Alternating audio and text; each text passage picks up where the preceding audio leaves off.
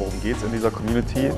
Um Persönlichkeitsentwicklung, um Resilienz, das heißt Widerstandsfähigkeit in Zeiten von Verlust, Trauer, von Rückschlägen und um gegenseitige Motivation. Mein tägliches Leben dreht sich sehr oft ums Thema Training. Entweder Training nehmen, also selber bekommen, oder Training geben. Als ich mit Urban Tiger gestartet bin, war das erste, was ich gemacht habe, ist Trainingseinheiten auf der Straße wortwörtlich angeboten. Das hat sich dann insofern weiterentwickelt, dass wir gesagt haben, hey, dieses Training draußen soll eigentlich for free sein. Und dann ging es in Richtung Firmentraining, aber nichtsdestotrotz nach wie vor ist die Intention, eigentlich den Menschen dabei zu helfen, Anschluss an unsere Community zu finden. Ich habe in Deutschland zweimal gegründet und obwohl es sich so um so kleine Unternehmen handelte, hatte ich trotzdem das Gefühl, der organisatorische Aufwand, der Papierkram ist im Verhältnis zu dem, was ich eigentlich mache, sehr groß. Und das hat meine Zeit und Energie gefressen und es hat sich immer so angefühlt, als ob es mir schwer gemacht wird. Das e-Residency-Programm von Estland hat mir wirklich sehr dabei geholfen, als Unternehmer ortsunabhängig eine Firma zu gründen. Was ich daran wirklich lieben gelernt habe, ist die Einfachheit. Ich kann alles online erledigen, was nötig ist. Dann die geringen Kosten und vielleicht der wichtigste Aspekt ist die Community, die Wertschätzung. Wobei mir natürlich das e-Residency-Programm hilft bezüglich Kunden oder Partnern. Es ist eine Art Filter, wie so eine Art Qualitätslabel, vorqualifizierte Unternehmer aus der ganzen Welt mit einem ähnlichen Mindset. Ich hatte das Gefühl, dass ich direkt in ein Ökosystem einsteige. Irgendwie dreht sich alles um dieses e-Residency-Programm und Startups und auch Steuerberater und Buchhalter und so weiter bilden sich um dieses Programm, sodass ich nicht wirklich lange suchen muss. Wofür ich München liebe, ist die Natur. Also sprich so diesen entspannten bayerischen Lifestyle. Was ich allerdings in der jetzigen Phase brauche, ist diesen Drive von Unternehmern, die was reißen wollen. Und dafür sind dann andere Umfelder besser geeignet. Meine Art von Luxus ist Mobilität und Freiheit zu reisen.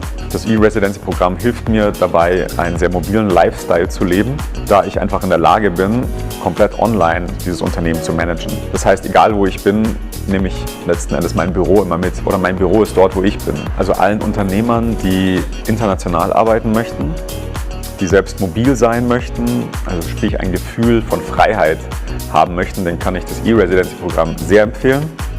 Wenig organisatorischer Aufwand, wenig initiale Kosten, sehr starke Community, das wäre eigentlich mein Hauptargument.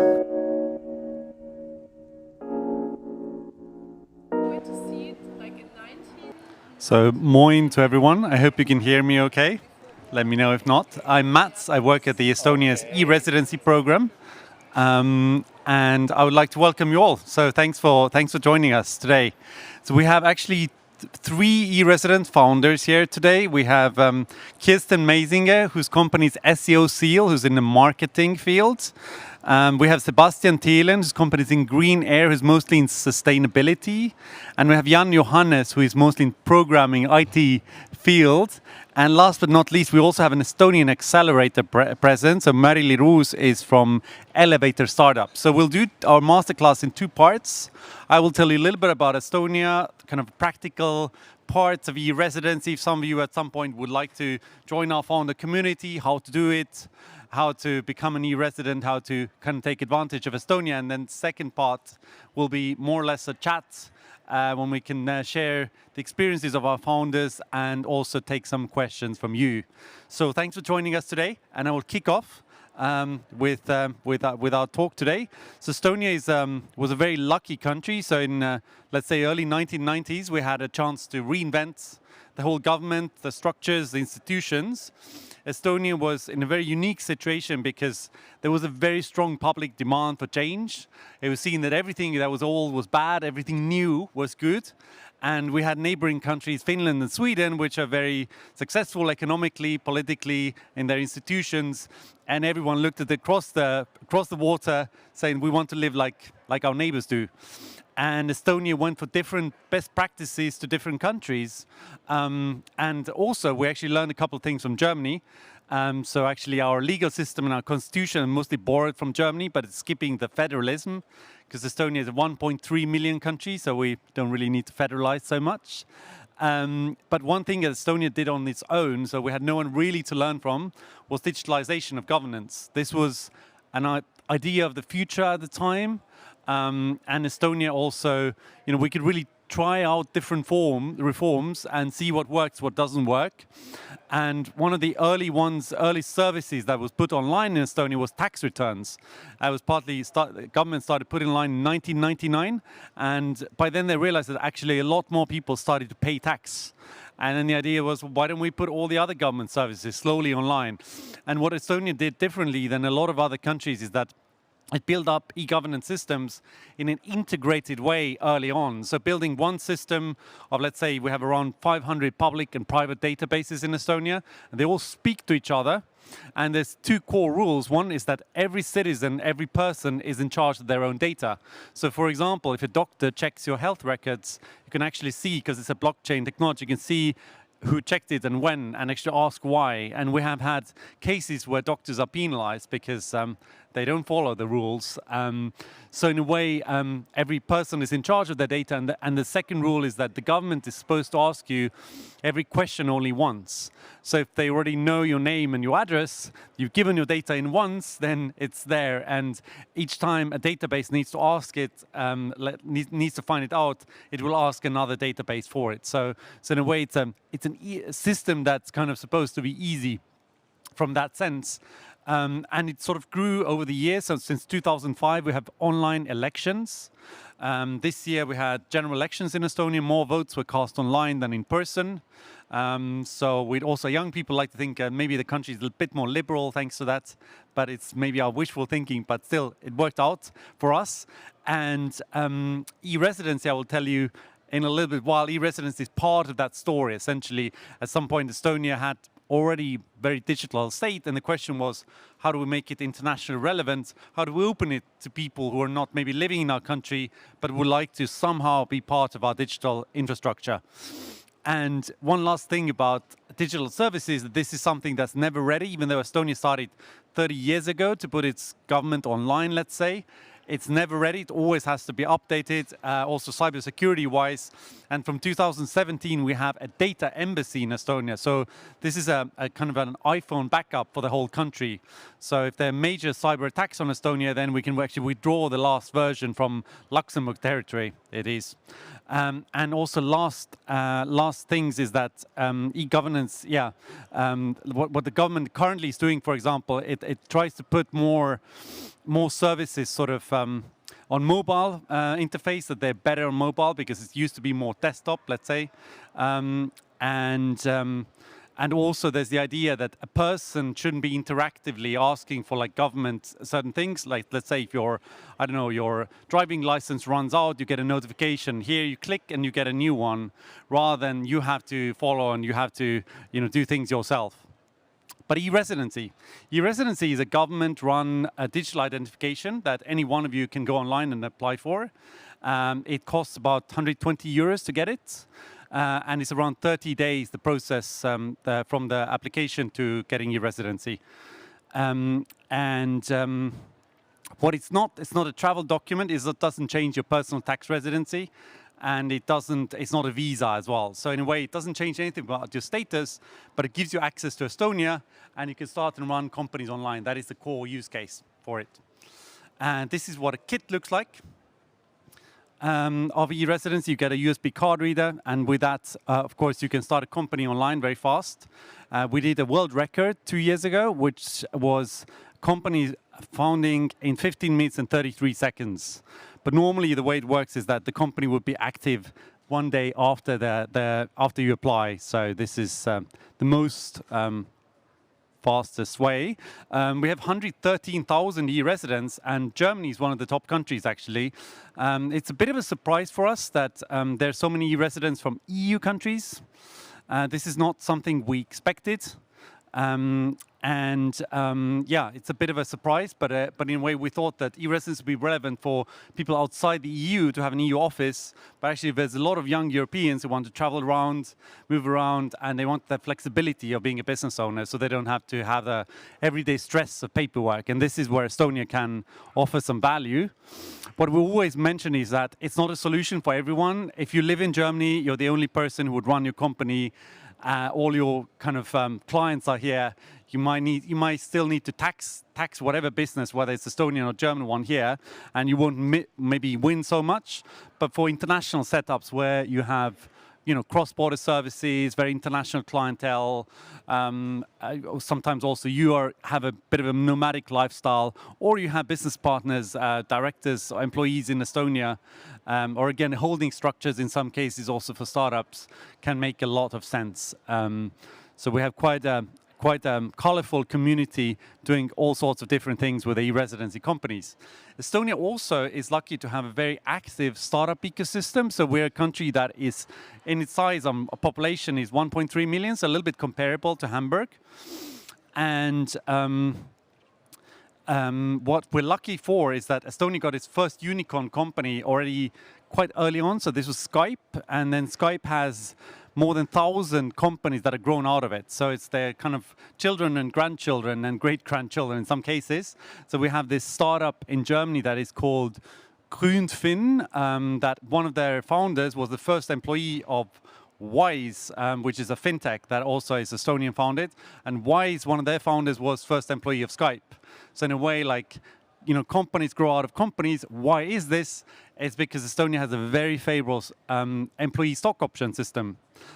So this is something that every person who exits, they kind of they often every company that exits, they create a lot of people with wealth, and then they themselves go and start their own startups.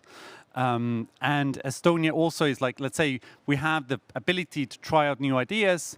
So one thing that we also try is for example, digital nomad visa. That is a thing where I think 30 countries copied us within 1 year period. So quite extraordinary. Do Estonian startups get funding? Yes, they do. So this is something that we're very proud and happy about. And we can talk about that later. Marili this is a good organization that they work with, very, very active and hands-on, as we spoke about last time.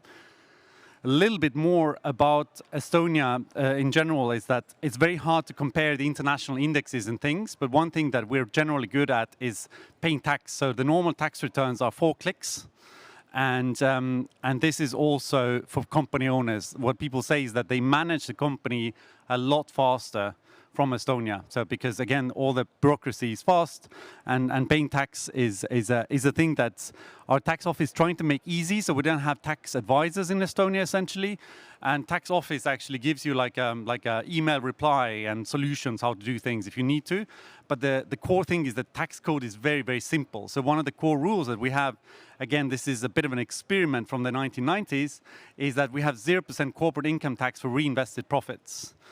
So this is something that Estonia tried out on its own, and it's worked really, really well to really build capital. So small companies and big companies as well, if you don't pay out dividends, you keep the money in the company, you grow it, you can actually avoid paying income tax for a while and build your wealth, and then you actually pay a flat 20% on what you take out in the end. So, and there's also no capital gains tax in Estonia. That's why international taxation-wise, it's not a tax paradise because it's a clean country. It's an EU country. Everything's online, but at the same time, it's a very easy place where to grow. We also, why I keep corruption perception index and rule of law index here. These were things that we learned from Germany a little bit with our legal system, and it's been good country to learn from. This is the journey. If some of you would like to become e-residents, hope that You will at some point if you want to take a couple of years off or build part of your international business in Estonia. This might be a good use case for you. We have a whole ecosystem kind of built up, of course, but essentially the first step is you go online and you apply for e-residency. It doesn't oblige you for anything if you'd like to do that. So it just kind of gives you the access to Estonia. It's, let's say, a key to an ecosystem. But thereafter, of course, if you want to set up an Estonian company, you do need an Estonian address and a contact person. And this is something this is a service you can easily find online on a marketplace. And thereafter, you can register a company online, very fast. Next day it will be active, and then also we have a lot of banks, fintechs that we work with, and any other organization that you might need to grow your business later on. Our GmbH is called OÜ.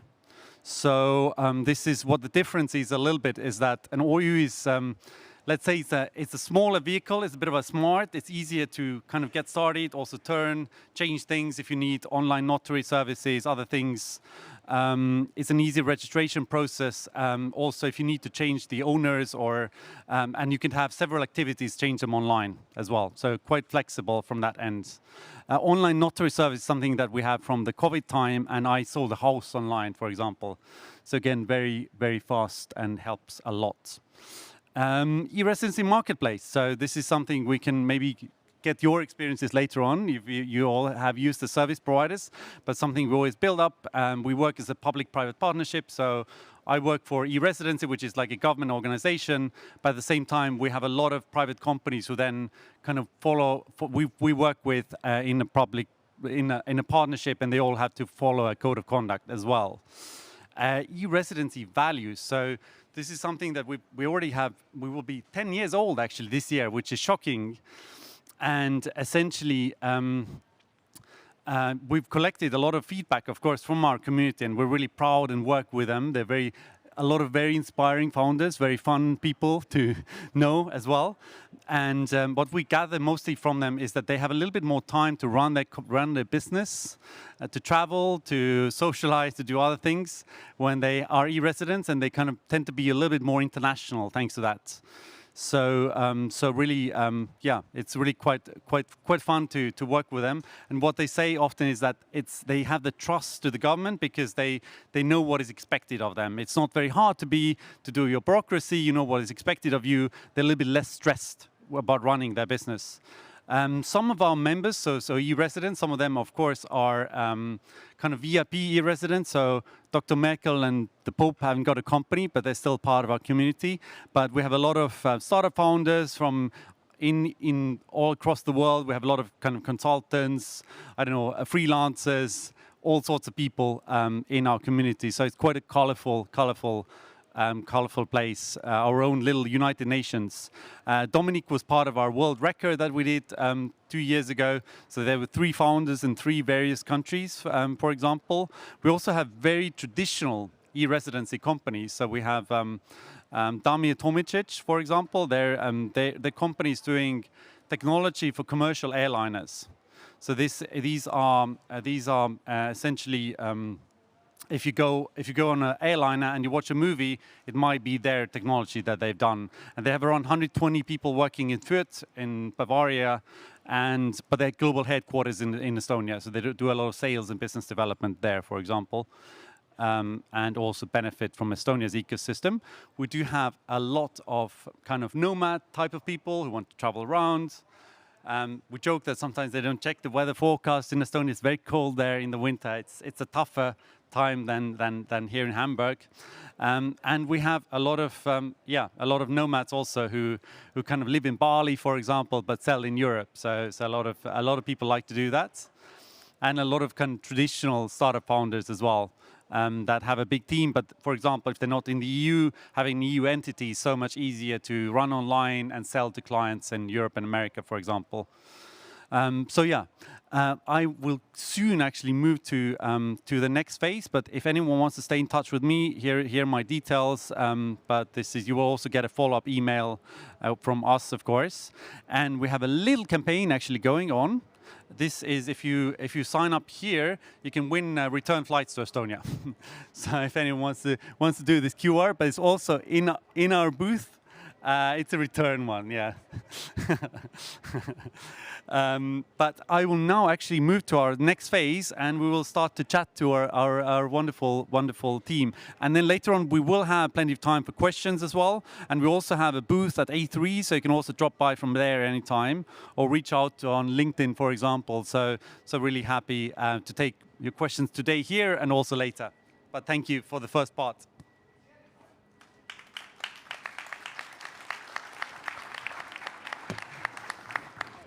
Nice chair. Thank you.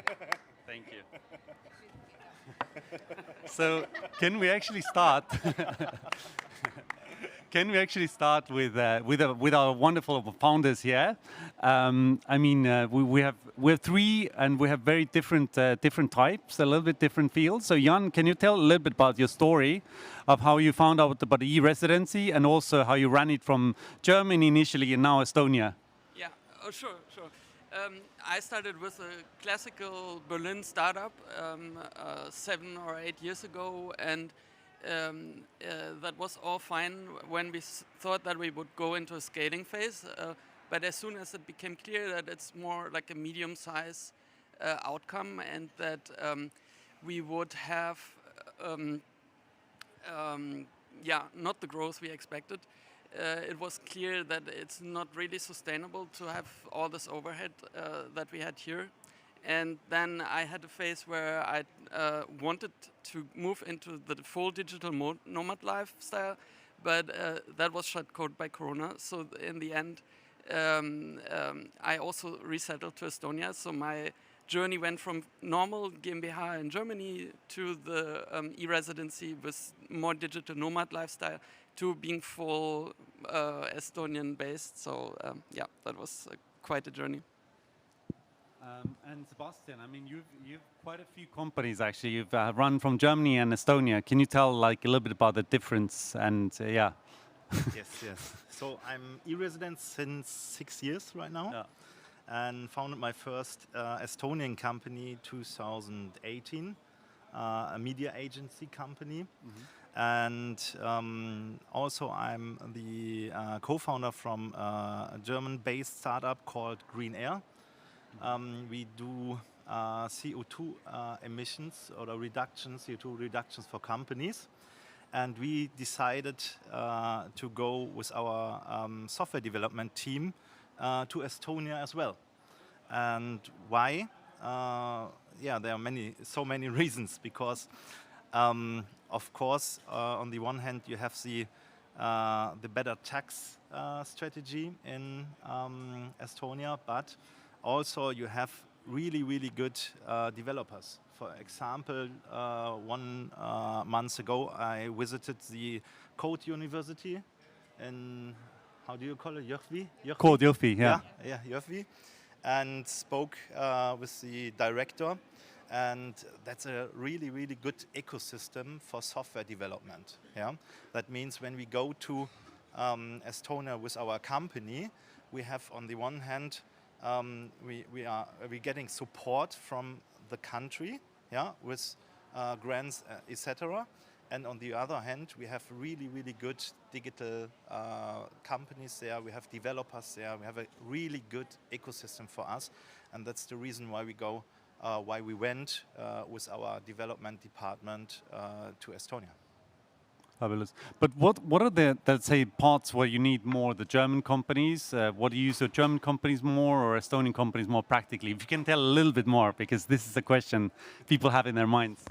Yeah, so we are based in Berlin, Yeah. and the business is developed in Berlin for the German and the European market. Yeah, that means, to be honest, the German market is really big. The Estonian market is not so big. I think it's the same like Hamburg City, maybe, or something like this. I don't know the employees from Hamburg, but in Estonia we have 1.3 million people. So that means to do your business, it's better for us in Germany, but to develop and to process the business, it's really easy to go to Estonian because the process is really smart. Yeah, if we have a question, I can call you or other guys from Estonia, and we find directly a solution how you can help us to set up a new company, to get grants and whatever. Yeah, and that's the different. You have good business in Germany, but the process is so difficult and so. I don't know. So develop in Estonia and sell in Germany. Is that what your solution is? That is what we do. Yeah. That's what we do. Fabulous. Yeah. Thank you, Sebastian.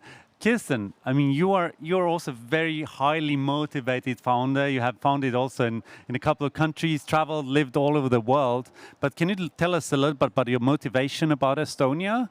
What kind of brought you there initially, and also what is the relevance for maybe Germans for Estonia and e-Residency? Yeah, so you're right. I have 2 German companies, so I was pretty sure I don't want my 3rd company to be in Germany as well. So it was really a 2-year process of searching, like where would I found my next company. So I had those criteria, like it should be safe, like I need a legal framework. So it's really glad that e-Residency in Estonia is based in the EU, because I have this safety framework of just laws that I can rely on. I need to speak the language, and I only speak German and English, so it couldn't be somewhere where I don't understand whatever the government sends me.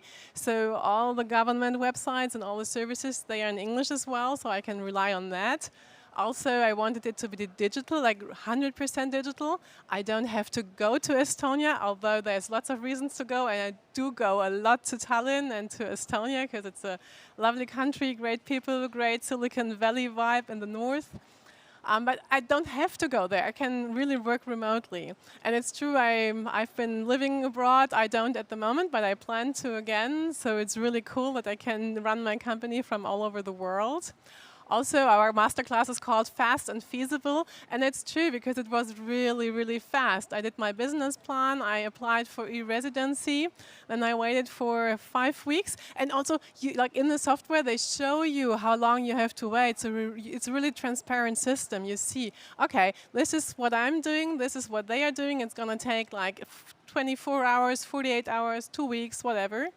And then I got accepted.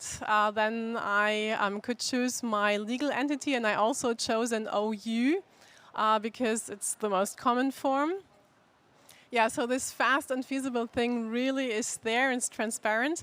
And then once I founded my company, and I also used a service provider, I just went to the websites, and there's lots of service providers, they are certified.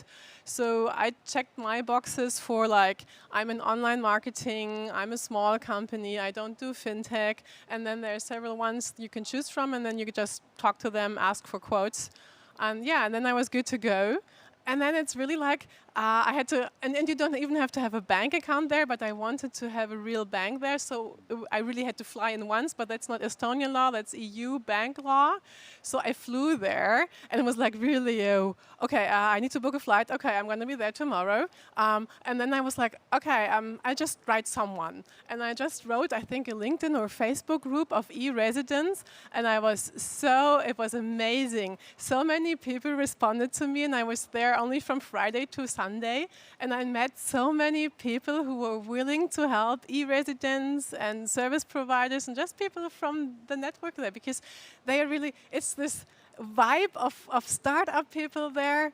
Yeah, so it was really cool, and I just started to ask them all my questions, like, which service provider did you choose? How do you get freelancers? How do you get employees? Is there anything you would do? Like, where would I look for accelerator programs or venture capital?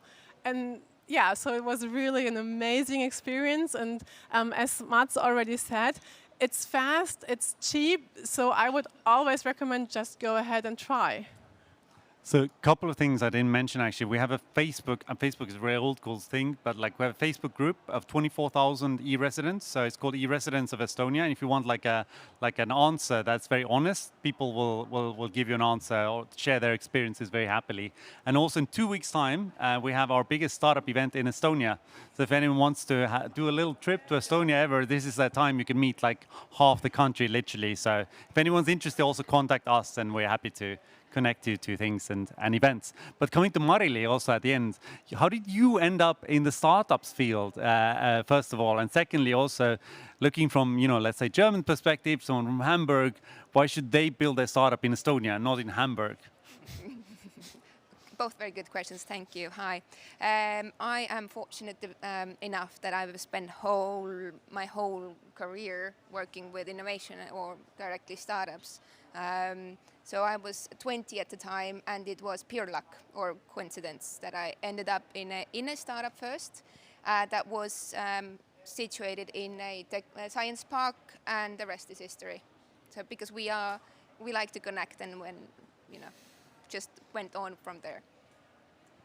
But coming to the second question. The second question. I have a lot of friends in Hamburg, and they've asked me that same question again. Is that actually the starting up phase? If you want to test, if you want to see what sticks, Estonia is the best place to try it out, because we are not afraid of failing, and moreover, we hope you to fail smart or well.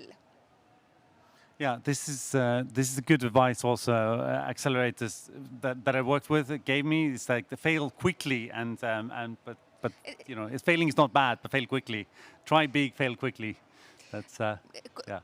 The speed of failing is one side. The key to success is how to learn from it. Yeah, sure. Jan, coming to you. You mentioned a little bit about running company in both places, but you also managed your taxation quite a while. From living in Germany, running your Estonian company, how did that work out for you? Well, that was part of this journey. I would say having the GmbH and the UG holding in Germany was really, really a lot of work, especially if it's clear you won't have a CFO and the CEO who takes care of all, because I'm purely technical. For me, all of that is noise in my life. So then I moved at least most of the IP and the development to my OU, but kept living here. The problem was I also had a consulting part of the business, which was the reason why I moved also to Estonia. But in this phase, I found a good accountant, a good tax advisor in Germany who knew about e-Residency and OUs, and he did the German part of the whole thing. And it was kind of semi-possible to automate everything, not fully, because also I live here, so I have to still do my private tax returns and a lot of things that are connected to my person. But the digitalization was, I would say, to the amount that I get like one question per email a week, and then I have to upload a lot of things manually, and also it's a lot of things that are called digital, but you get like a PDF and you need to sign it with some fake signature, not like a digital signature, but like a fake picture that looks like a signature, absurd things like that. So there was just a lot of weird things like those, but I would say in this phase it got me maybe 60% or 50% to where I wanted to be with the whole thing. And then the 100% only when I moved there. In some businesses it's possible to achieve more in Germany. If I didn't have the consulting part, it would be much easier, because consulting of course creates value in Germany, and if you live here then immediately there's a lot of triggers that make things more complicated, but it really depends on the business how much of the way to 100% you can reach in this setup. Actually, to question to all the e-resident founders, how's it really like the whole part with the service providers? Can you tell a little bit, if someone wants to, okay, I want to start my company now, where would you advise them to go? Any personal experiences you want to give them? Sure, I can start and then I hand the mic over to the others. You asked all of us, right? Yeah, absolutely. Okay. So I'm at Solo, which is like the SaaS one that's the most standardized one, because my business is not so complicated. I don't have like a lot of employees or weird products I do, or weird holding structures. So with Solo, it's really cool because it's quite cheap, and it's maybe the most automatable system that I know of. So I am really like nearly 100% automated. I still have a person I can write emails to, which is nice, but that nearly never happens. Like if I have a question about some dividend or something special new, but apart from that, it's fully automated and quite cheap. So it's like the standard solution if it's just a small thing. So, in my group, we are over 200 employees, and our processes are very complex and difficult. And I started with Xolo, and very fast I've learned that the automation processes, Xolo is really, really good for small companies, for freelancer or something like this. But if you have individual processes, I need an expert for my tax, for advisory, and for the complete process what we have built in Estonia. So I decided to switch to Silverhand. Silverhand is one advisor, one consultants company, and they help me really, really good to do complex and difficult things. For example, legal stuff. We're working together with Silverhand and KPMG from Estonia, set up all our legal stuff together with the two companies. And yeah, I think you have many different consultancy or supporters there, from really, really good automation structures to individual support. And that is the key thing. You find a solution for your problem. And that is really, really good. And I'm loving it to work with Silverhand together. And they help me. Also KPMG Estonia, really good experience with them. And I'm really happy to have the connections.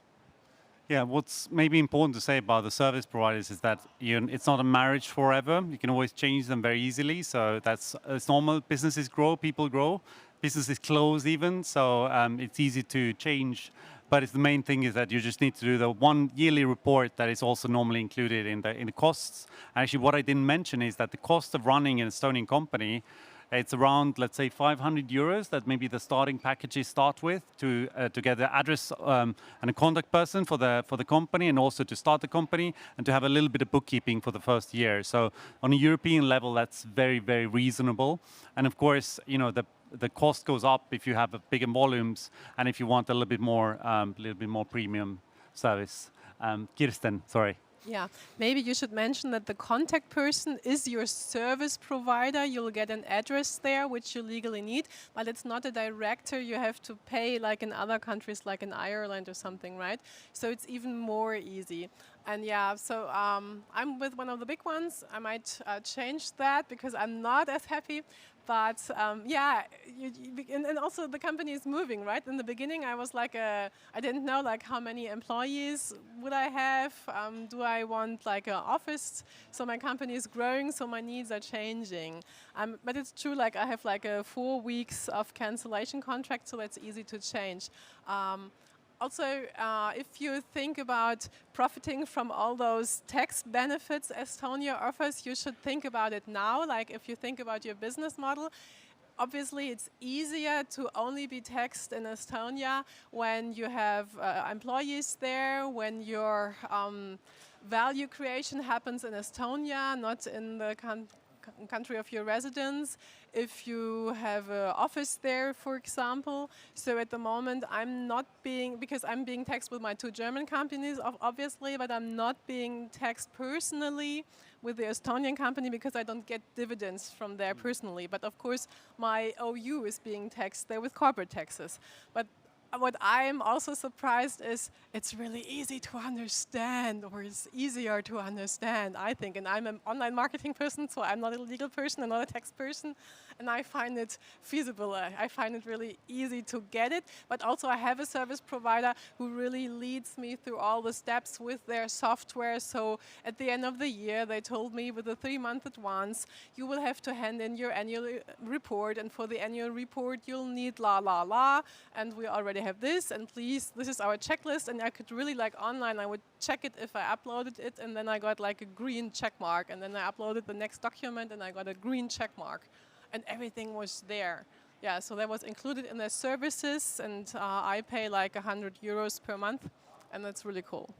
Yeah, I mean, what I would say in cross-border taxation, yes, it's a bit complicated, but we do have studies and things from Estonia to Germany, which is short videos with also tax advisors who kind of explain what are the benefits of Estonian system, how you can take advantage of it, how to, even if you need to do a tax establishment here in Germany, how do you do this? So these core things are explained. So if you're on our mailing list, then you'll receive them in a couple of weeks, and you can always reach out to me and we can suggest, because everyone wants to do that tax right.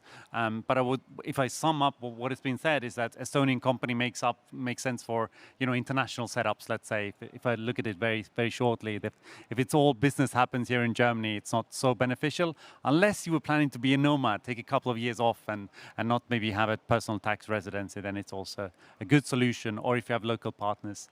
But coming to Marili. Startup ecosystem. So if someone thinks like, I have my startup idea, I already have a plan and everything, I haven't incorporated, and I also maybe want to benefit from Estonia's ecosystem, where do they go? Where do they start? Yeah. Very good. I think the best place where to start online is the startupestonia.ee. I think it's .ee. There are a lot of information where to start or who to call. The contact info are over there. I think we have, how many startups in Estonia? A couple thousand? I think, probably it was at least 1,500 is minimum, at least. Yeah. But yeah. I think I haven't checked the latest number, how many support systems or companies we have. Hundreds. Yeah.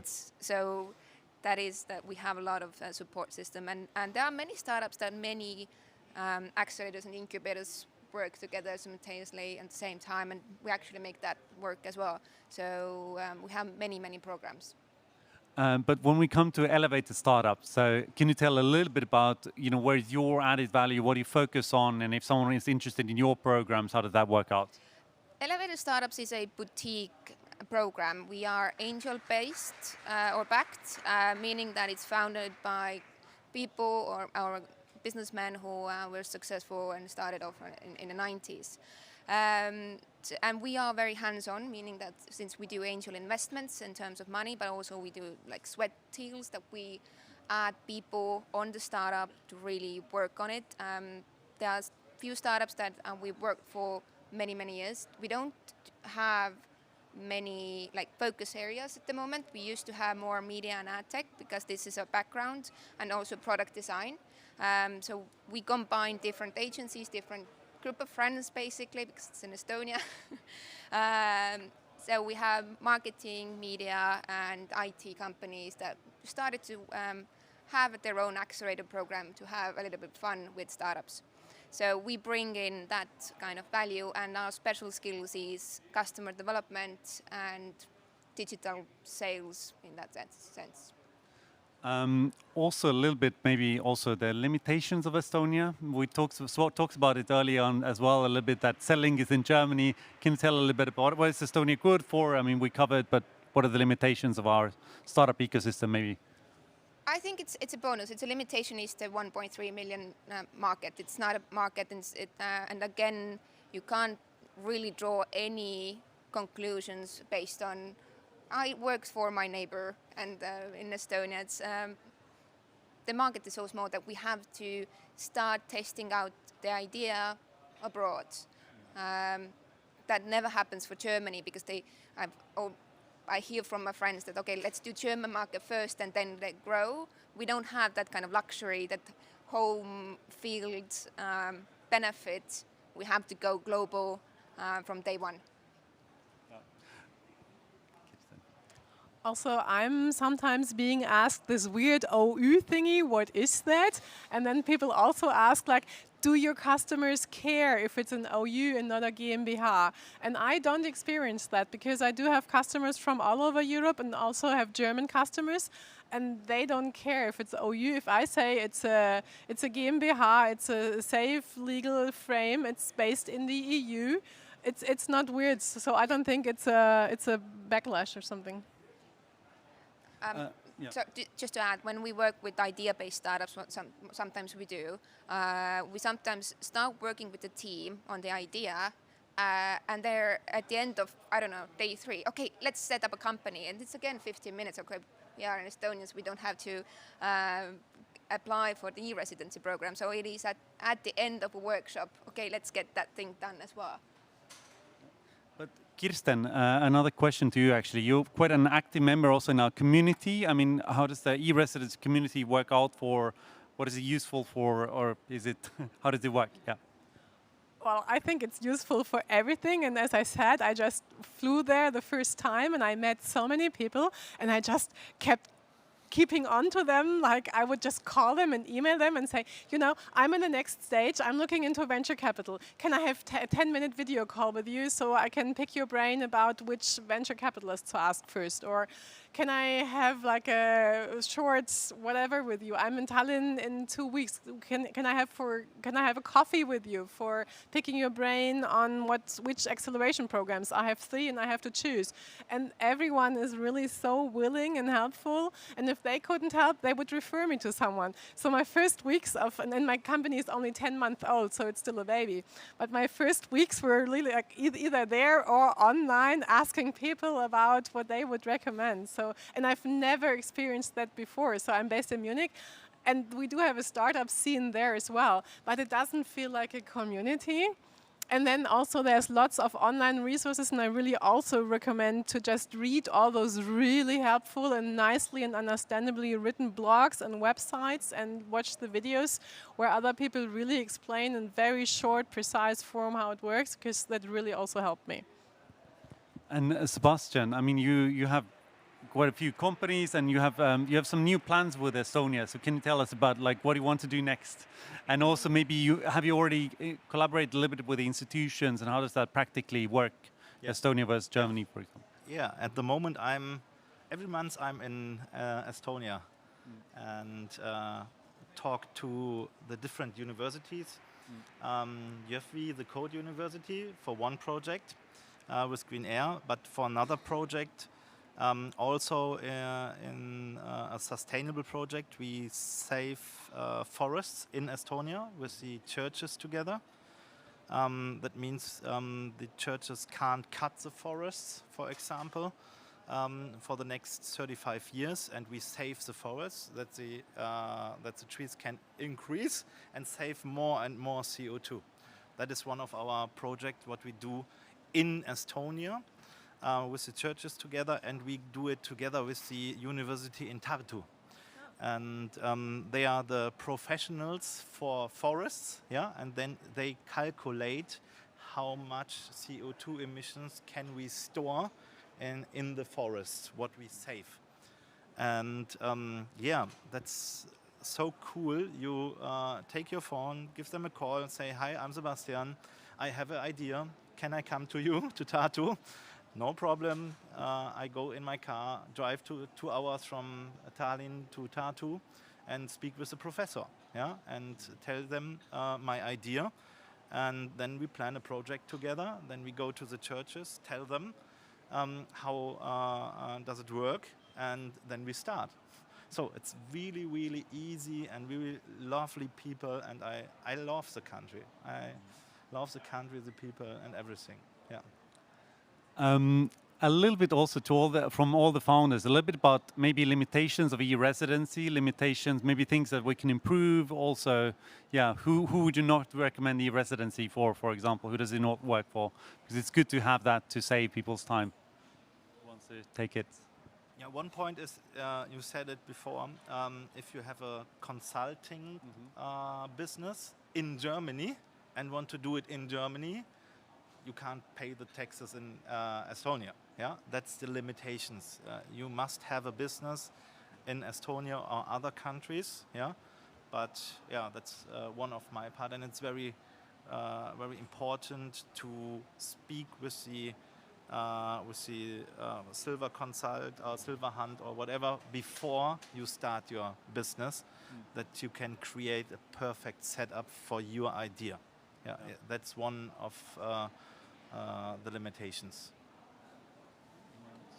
Yeah, I'm always saying what I would have wanted is an Estonian tax advisor that sits in Germany and does Germany, but with an Estonian mindset, like a daughter of the Estonian part, and then you can not get rid of the taxes, but you have something that works similar, and someone who is not just learning about it as a German, but coming from the other direction. That would have been my dream back then. But Jan, we have one actually. Oh, so yeah, so this problem, your dream is sorted. Okay. Yeah, it's all good. Yeah, Kirsten, do you have something to add? No, not so much. I'm good. Any kind of last thoughts? Because I would love to actually ask, give some floor for some questions, because we have a little bit of time. There's a lot of practical things. Some of you might think like, does it work for me? Whatever's on your mind, we'd be happy to kind of actually send one microphone around. But anything else that is on your minds at the moment? No. Then I will actually pass one microphone around. If, Yeah, thank you so much for the interesting discussion and topics so far. I wanted to ask about the other side, so to say, of complexity, talking about a holding structure. Do you see people that have a US corporation, an Ireland corporation, an Austrian company, GmbH, bring in those companies into an Estonian holding? And if yes, what are your experiences with whatever, Austria or US? And are there any specialities regarding the typical holding privileges and tax systems across Europe or globally? Sorry, does anyone want to answer that? I'll quickly take this. So we have actually some comparisons that we've done actually for our team. We've ordered, so we can share these with you. But essentially, Estonia is easy place for a holding, because I think that just the running costs per se are pretty low there from that end. And as was mentioned, you don't need the directors and things. So that's one of the easiest thing. And the second thing is notaries again. If you have a holding for a startup, for example, I have a friend has a UK. UK is a great place where to build a startup, I would say. But you know, when one co-founder dropped out, they need to all fly to London. That you don't have to do in Estonia. So again, it's online, and it's also relatively sensible from that end, but it's also very transparent. It's in the EU, so you can't really hide your taxes or things. It's all in the open. So if that end, you have to do that right. Yeah, but I would say maybe this answers a little bit your question. What we see is that our startups are generally trusted. Sometimes when they take investment from the US wants to do a US holding on top of things, but it's more that investors want to play ball game in their home field. It's not necessarily an easier place. I mean, again, when you need to go to courts and stuff in the US for anything, it's insane costs for everyone. So that in Estonia, it's more of a German kind of common law. So it's more, again, the legal clarity is also there. So again, having an IP there, I would say it's a trustworthy place. But anyone would like to add a little bit to me? I'm not a tax advisor, but when you have a holding in Estonia and you have daughter companies and you sell a daughter company, you have zero tax. That's one advantage, yeah? So in Germany, you can build the same structure as well, and then you have 2% tax or something like this, yeah, when you sell your daughter companies. But when you compare it to other holding structures, 0 is 0, and not 3 and not 5, it's 0. So that's one advantages. One moment. And but everything is transparency. That means everybody can go into the internet and look online. How much revenue do you have? Which companies do you have? And something like this. Everything is transparency. That is one. I don't know, is it an advantage or disadvantage?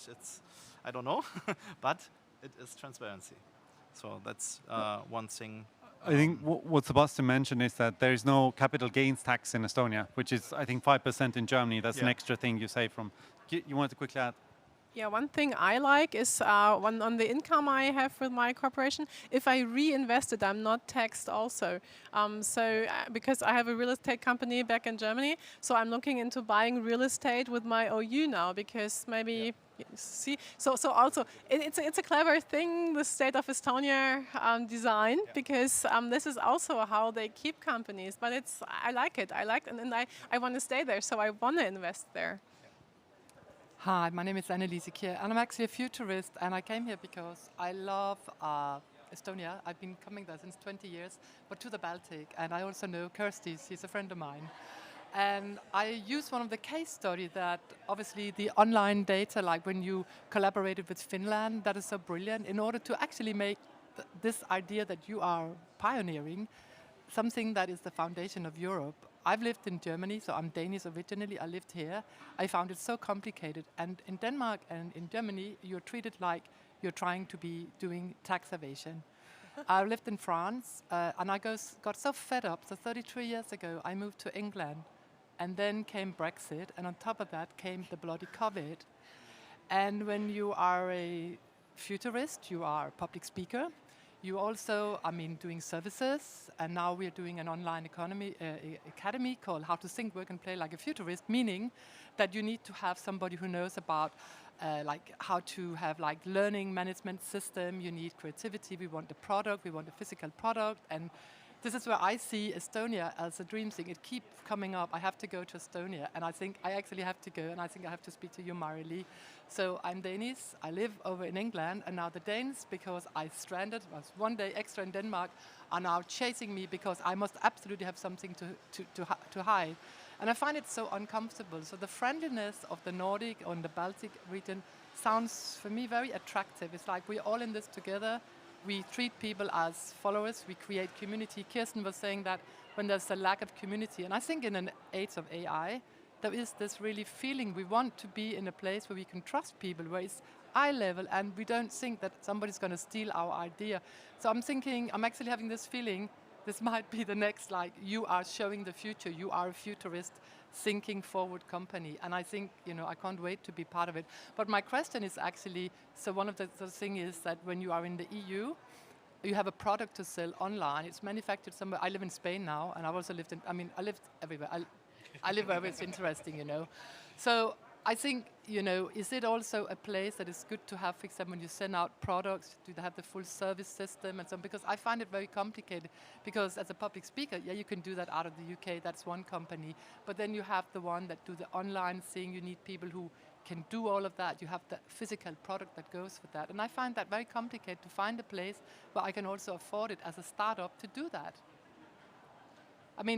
What is a typical advice for you? You spoke about a 3-day workshop, sorry, it was a long one, a small speech. Sorry for that.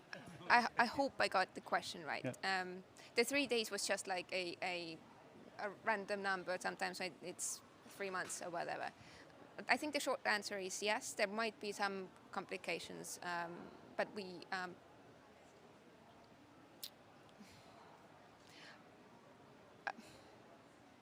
I think that it's a good place where to keep your product development as well, I think. A couple of things I wanted to add to you, actually. You mentioned trust, and trust is actually such a central thing for a country, for a business ecosystem, for a trusted society. And for us, what's interesting also, our digital governance could not work without public trust, because people slowly saw it works. That's why they trust it. Online elections, for example, it's obviously, we try to build a trustworthy system. There's lots of people checking it and all sorts of things. But in the end, people wouldn't use it if they wouldn't trust it. And it's the same thing in Germany, that, to give the government that right, if we want the government to really build digitalization, we have to trust it to kind of build an ecosystem in a way. You can't not trust it and then actually get the product in a way. So I think that's really important. And the second thing, I always have a picture of Tallinn in my presentation. It's a Hanseatic city, and a Hanseatic culture of business is about trust. It's about you shake hands and you do a deal. And this is something, we have had this, and we have had rule of law for 800 years. So that also has affected. It's easier to build a system like this on these routes. But any other questions, please? Thank you so far for all the information. Sorry, we don't hear you. Oh, okay. Okay. Oh, good. Well, I have a question. I have a company, a GmbH, since January, and I'm overwhelmed with all the taxes, obviously, in Germany. I think everybody knows the feeling with the German taxation system. Just to clarify, maybe I didn't get it. If I would move my company to Estonia, would I fall under the double taxation system? So would I need to pay taxes in Germany as well, or how does it work? I'll take that question. To put it very, very simply, so if you were the only owner of the company and you live in Germany, then what really matters is where is the company managed from? So if you're willing to have an Estonian director, maybe you build part of your international business there, and you're ready to prove that the company is effectively managed from outside, the value is created outside Germany, then you can tax the company in Estonia easily. But if you were the only director and you do all your work here, then it's a clear case that it should be taxed in Germany. But again, it really depends on the setup. And as I said, you guys will be on our mailing list, and you will get like these videos in a couple of weeks with solutions. We also have tax study. We have a number of things so you can share. But anyone wants to add anything? But yeah. Yeah, it depends what you're doing. If you are a consultant and you go to Hamburg, Cologne, whatever, to a company and consult the company in Cologne, then die Leistung, one word in Germany, die Leistung ist in Köln erbracht worden. Yeah?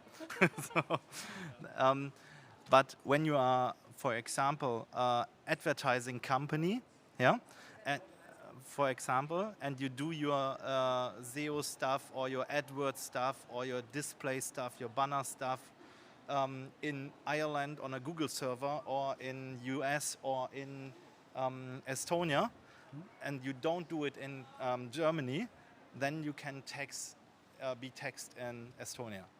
We do have actually an event organizing company that is e-resident company, but I think their founders are in 3 countries. So they're running it from 3 countries at the same time. Then it kind of works out.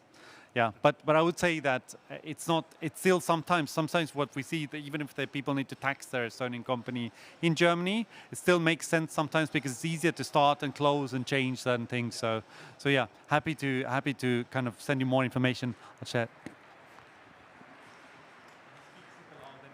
Okay. Can you hear me now? Yeah, okay. First of all, thank you for all of you guys. I have also e-Residence, and I've already opened a company in the field with Sebastian. So we are also planting trees in different countries, but we are also trying to sell the product in Europe. Kirsten mentions that she says that you don't pay taxes if you reinvest. So my question is, reinvest in Estonia or in Germany? I mean, if I buy something real estate in Germany, should I still pay taxes, or should I still invest everything in Estonia in order to avoid taxes? Thanks. So the question was about reinvestments and how does that work? Does anyone want to? Yes, so I'm also not a tax advisor. It's just my own experience. So the income I do have with my OU, I'm planning, I didn't do it yet, but I'm planning to reinvest it in Estonia, and I'm planning to reinvest it in buying real estate. But obviously that's because of my personal business history. If I just add to it that real estate value is often usually taxed where the real estate is. So for example, I have apartments in Estonia and they're taxed in Estonia, not in Germany. It's the same way if you were buy to companies in Spain, maybe real estate in Spain under Estonian company, then the value in that they create, sometimes you need to tax in Spain still because they exist in there. But anyway, yeah, we're happy to connect you to tax advisors who can take this forward. Any other questions? Oh, yeah, there is.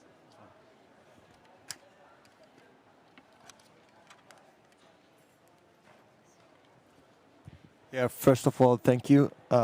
Sebastian, I have a question to you. You spoke about grants received from the Estonian government. So my question is, what kind of grants did you receive? How went the process? And yeah, that's actually my question. Yes, we are in the process right now. And the idea is to set up our software development in the east of Estonia. And there you have two different grants what you can get. The first grant is when you set up a new company with minimum 5 employees, they pay you up to 70%. In our case, we get 50% back for I think the next 3 years, and in maximum €500,000. So that's one of the grants what they have actually at the moment. The other grant is a special grant for the East Estonia. They are working, many people, was heißt unter der Erde? Underground, yeah. And when you have new jobs for them, they pay you also up to €250,000 or something like this. So that's one of the two grants what we get. Another thing is that's pretty new, since 2 weeks or something like this. It's for every employee what you have. You get in the first year €15,000 and €5,000 in the second year. Okay, and the employees have to live in Estonia to receive the grants? Right. Yeah, okay. Thank you. We have a remote system as well. That means we are working with a company called Remote. They work in other countries for our Estonian company, but you can't get the grants for the remote system. You just can get the grants for the people who work in Estonia. Okay, thank you. Sorry, I'll just quickly add to this. As Estonia is very, as I said, very capitalist country, because we kind of build everything up from 1991, which was very neoliberalism. And that's also, Estonia is employment as such, payrolling, taking on an employee, even letting go sometimes, because startups need to sometimes downsize, is very easy in Estonia. So essentially, sometimes what we saw in COVID time, some startups let hundreds of people go in 1 month, and they rehire the same people in 3 months' time. In a lot of other countries, they would have gone bust. So we have that flexibility in Estonia. So that's one thing that is there as well. Any other questions?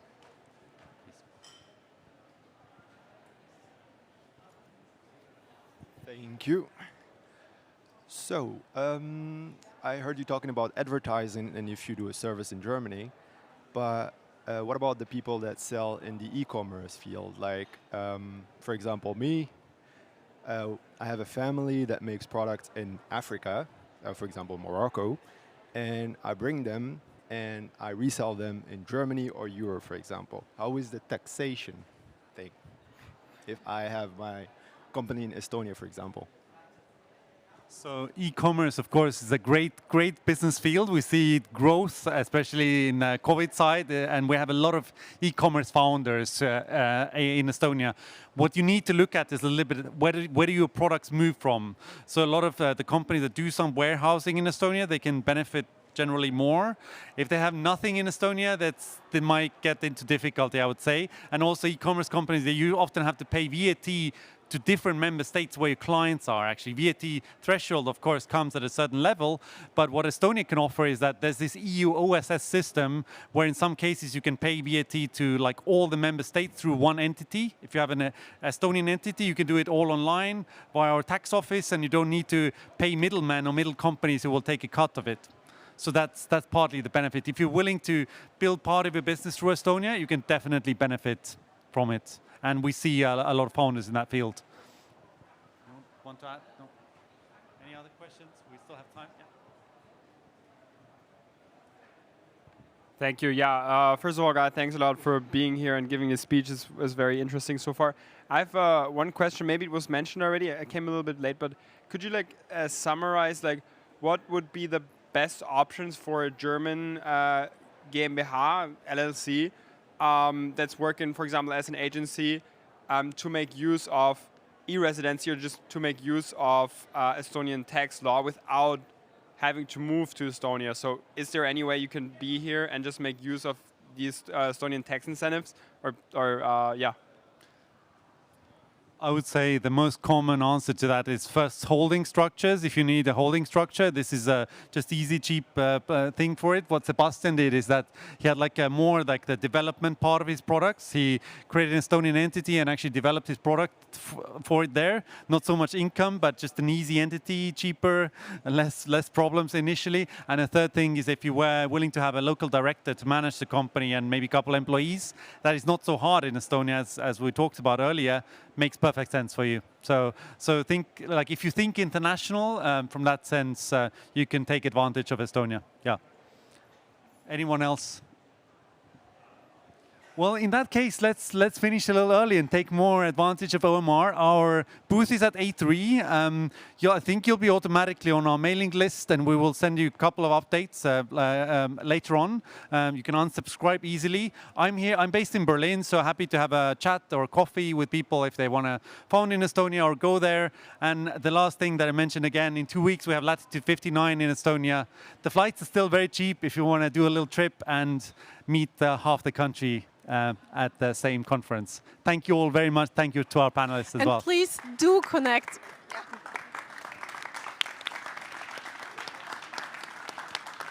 And I think I can speak for all of us. Please do connect on LinkedIn, because I think we are all happy to help. Thank you.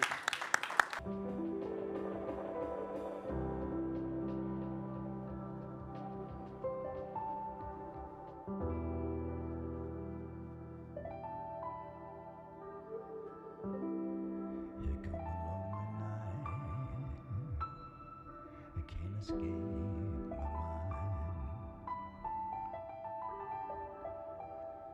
Here come a lonely night. I can't escape my mind. Here come a lonely night. I can't escape.